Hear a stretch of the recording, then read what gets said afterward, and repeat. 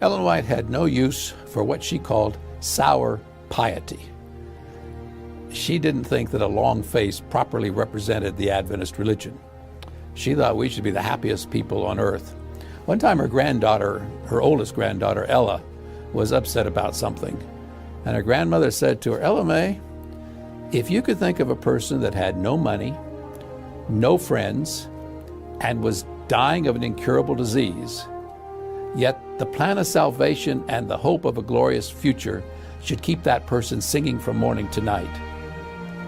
Now, we all sometimes get discouraged, and we do have down days. And Ellen White tells us that when those kind of things happen, what's a very practical way to lift your spirits? Sing a hymn. She encourages us to sing a hymn if we have one of those down days, because, as I said, her view is she had no use for sour piety. We should be happy Seventh-day Adventists.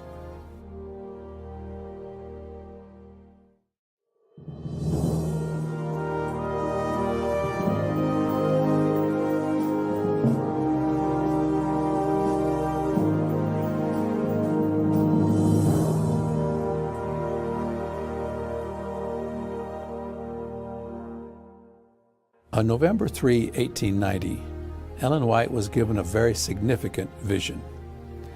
The place was Salamanca, New York. She had been there for a few days holding meetings, and either before she got there or while she was there, she came down with a very bad cold, or maybe it was the flu.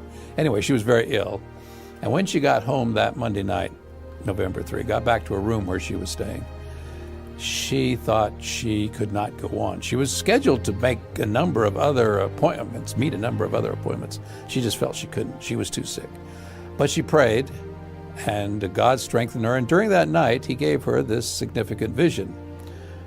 The next morning, when the people that were traveling with her came to her room, they all assumed we're cutting short the trip, and we're headed back to Battle Creek because Mrs. White had been so ill. But she said, "No, I've been healed.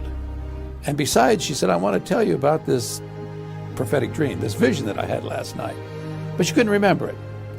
But to show you that she really was healed, not only did they leave Salamanca and go on down into the state of Virginia, this was Salamanca, New York, go on down into the state of Virginia where her next appointments were. While she was down there, she played tourist a little bit. I mean, she was human, so once in a while she liked to play tourist. And she went through the Luray Caverns. And then after the meetings in Virginia, she traveled back up to Brooklyn, New York, and had other appointments in the state of Connecticut and the state of Massachusetts, came back down to Washington, D.C., and didn't actually get home to Battle Creek, Michigan, until December 30th. So it was almost 2 months after she had been so ill and thought she was going to have to cut short her trip. But she's there in Battle Creek, and the General Conference session was held in March, early March of 1891, in the Tabernacle in Battle Creek. And she spoke several times during the General Conference session. On the Sabbath afternoon, March 7, she was featured as the speaker, and 2 or 3 times during her sermon, which was about we shouldn't hide our identity.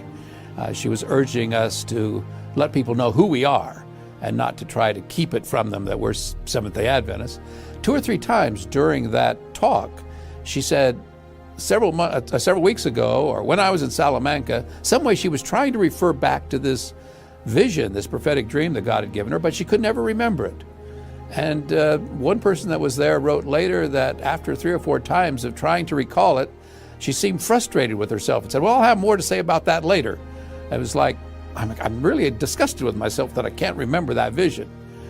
Well, she concluded her talk, and then she had a few words, a short presentation to the ministers. And after the second presentation that afternoon, the one to the ministers, the president of the General Conference, O.A. Olson, said to Ellen White, "Are you planning on coming to the early morning workers meeting?" Now, early morning devotionals, early morning workers meetings really were early in those days. It was at 5:30 a.m. None of this like 7 o'clock or something. This was a 5:30 a.m. devotional.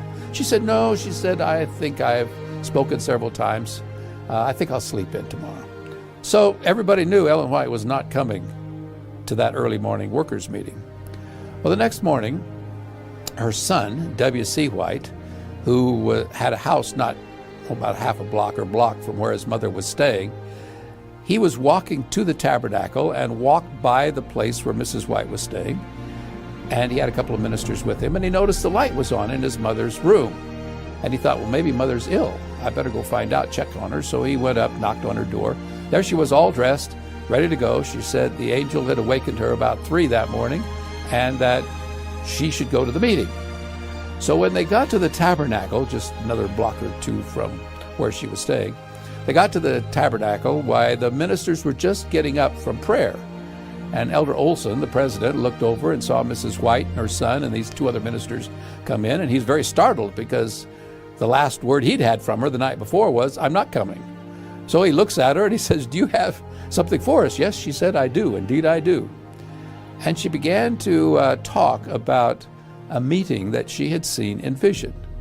And in this meeting, she described how there was a discussion about taking the Seventh-day Sabbath truth out of our religious liberty paper, the American Sentinel. And she talked about how she had been shown that we should not do this. We must not hide our light. We must let people know who we are, and we need to leave the Seventh-day Sabbath in the American Sentinel. And so she talked about this vision that she'd had, and when she'd finished, a man stood up, one of the men in the congregation there, and said, "I was in that meeting last night when this was discussed." And he said, "I couldn't have described better what happened in the meeting than what you just heard." And another man stood up and said, "I was in that meeting last night also." Now it was Ellen White's turn to be surprised. Someone who was there recorded later that she looked just totally nonplussed by this. She couldn't believe it. She said, last night, I thought this meeting was held back when I had the vision in Salamanca, which was about 3 months earlier." Well, you can imagine that with this kind of evidence that we should leave the Sabbath in our religious liberty paper, guess what? They had another meeting of that little committee. The Sabbath that had been voted out a few hours earlier was now voted back into the American Sentinel, and it remained in our religious liberty paper as a witness to the holiness of God's 4th commandment, the Seventh-day Sabbath.